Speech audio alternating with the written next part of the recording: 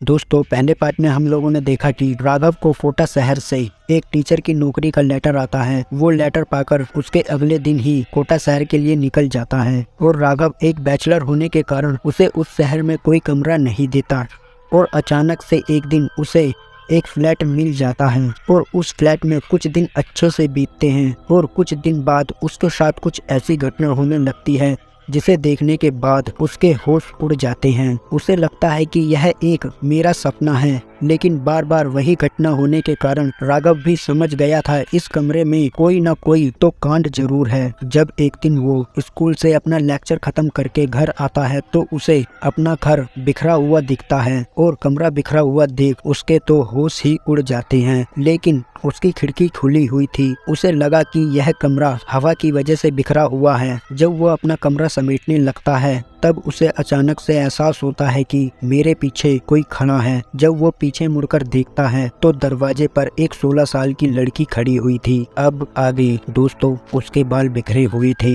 और आंखों के नीचे काले धब्बे पड़े थे। उसके कपड़ों पर धूल जमी हुई थी। उसकी गर्दन पर एक कट लगा हुआ था। तभी उसने अपनी गर्दन टेढ़ी कर दी और राघव को देखकर खौफनाक तरीके से हंसने लगी। तभी उसकी आंखें एकदम सफेद हो गई और फिर वो लड़की अचानक से गायब हो जाती है। यह सब देखकर राघव एकदम चौंक जाता है। उसे यह समझ में नहीं आ रहा था कि आखिर यह सब क्या हो रहा है। उसे ऐसा लग रहा था कि उसको पागलपन का दौरा पड़ रहा है। लेकिन वो सहमा हुआ नीचे गार्ड के पास चला जाता है। वहाँ गार्ड नहीं होता है। सोसाइटी के बाहर एक जनरल स्टोर होता है। वो वहाँ चला जाता है। पिछले कुछ दिनों से जनरल स्टोर के मालिक के साथ अच्छी बातचीत होती थी। राघव को ऐसा डरा देख जनरल स्टोर का मालिक राघव से पूछता है, क्या हुआ भाई? राघव बोलता है, मेरा कोटा में मन नहीं लग रहा है, यहाँ रहकर मैं पागल हो जाऊंगा। जनरल स्टोर का मालिक बोलता है, अच्छा तुम इस सोसाइटी में कौन से फ्लैट में रहते हो? राघव फिर जनरल स्टोर के मालिक को फ्लैट नंबर बता देता है। जनरल स्टोर का मालिक यह सुनकर आश्चर्यचकित हो जाता है। जनरल स्टोर का मालिक राघव को बोलता है, क्या तुम्हें उस फ्लैट के बारे में पता है? राघव को कुछ समझ में नहीं आ रहा था। आखिर यह जनरल स्टोर का मालिक किसके बारे में बता रहा है? जनरल स्टोर का मालिक बोलता है, इस फ्लैट में तुम्हारे आने से पहले एक औरत अपनी बेटी के साथ रहती थी। औरत अपनी बेटी पर पढ़ाई को लेकर बहुत ही जोर देती थी। इसी कारण से उस लड़की ने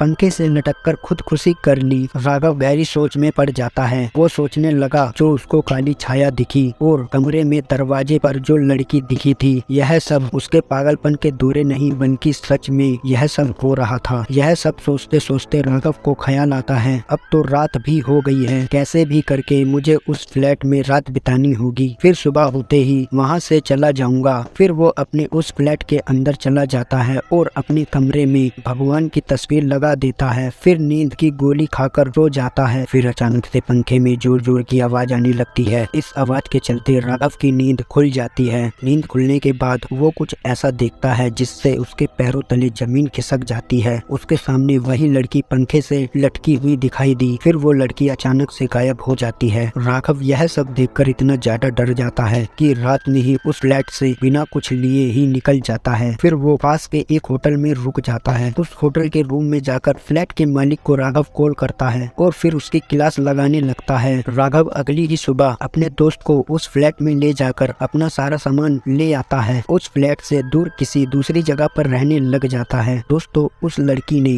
राघव को तो कुछ नहीं किया, लेकिन राघव इस मंजर को देखकर बहुत ज्यादा डर गया था और वह यह मंजर कभी भी नहीं भूल पाया है। दोस्तों, उम्मीद करता हूँ आप लोगों को ये कहानी जरूर पसंद आई होगी। अगर पसंद आई हो तो हमें कमेंट में जरूर बताएं और ऐसी ही हॉरर वीडियोस देखने के लिए हमारे चैनल को सब्सक्राइब जरूर करें। दोस्तों, हम मिलते हैं आपसे अपनी अगली हॉरर वीडियो में। तब तक के लिए बाय बाय।